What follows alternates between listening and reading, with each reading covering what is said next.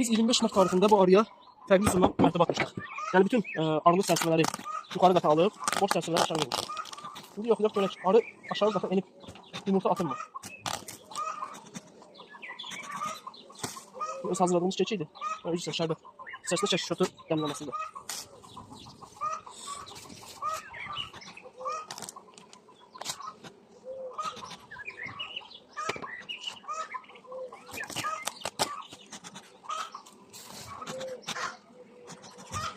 Arının əsas birinci mərtəbəsinə baxaq görək.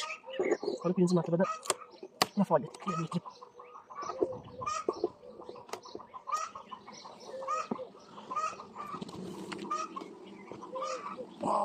Çok güzel. Oradan artık görmüyor olur arı. Az da olsa petek kabardı birinci peteği.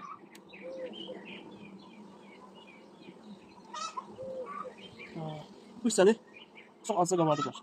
Hamısını bu hissəni. Kesinlikle çok güzel. Nəticədir məncə.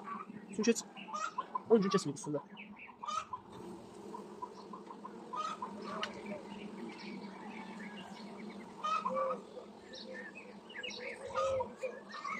Havalar qızdırsa məncə ana arıda düşüb aşağı mərtəbədə yumurta atacaq. Yəni 5 günə, 10 günə ana arı eləcə yaşadı. Yuxarıda artıq arı həddindən artıq sıxışanda, yer tapmayanda bəli, çox gözəl. Arı buranı qabardı. Çox gözəl qabardı. Çox gözəl. Yəni həqiqətən mən buzu gözləmirdim. Deməli bu dedikləri yöntəm bu hava temperaturunda çox gözəldir.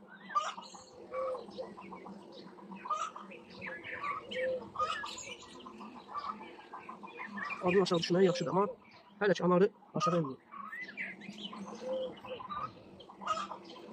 Çünki sərçəvənin də bir hissəsini azca qabardılar, bir hissəsi qalır.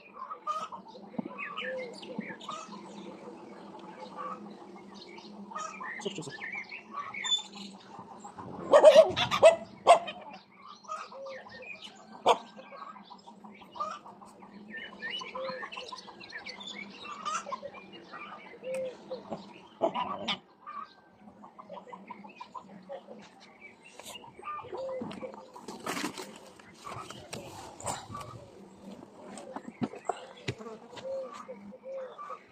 Birinci mərtəbəni yoxladıq.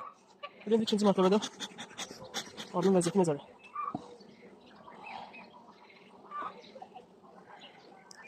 Burada xam bir çərçivə vermişdik.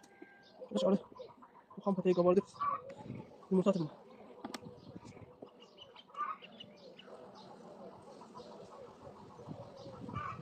Gözəl. Bu hissə tamamilə larvadır.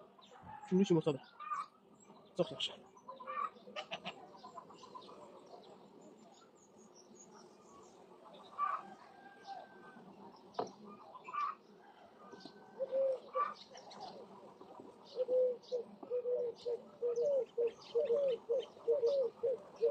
Güzel.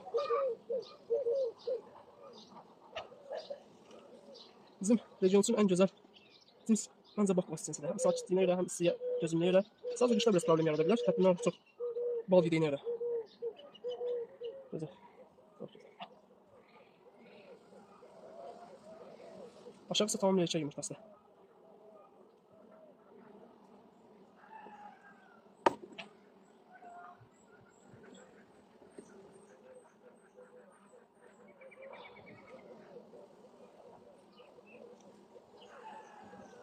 Güzel. Arada bəsləməyin faydası budur. Artıq aprel ayı, aprel ayının əvvəlidir. Arı ikinci mərtəbədədir. Yumurta atımı çox gözəldir. Bu arını biz fevral ayından başlayıb bəsləməsəydik əgər, yəqin ki hələ də 7-8 çərçivədə olan bir arıydı.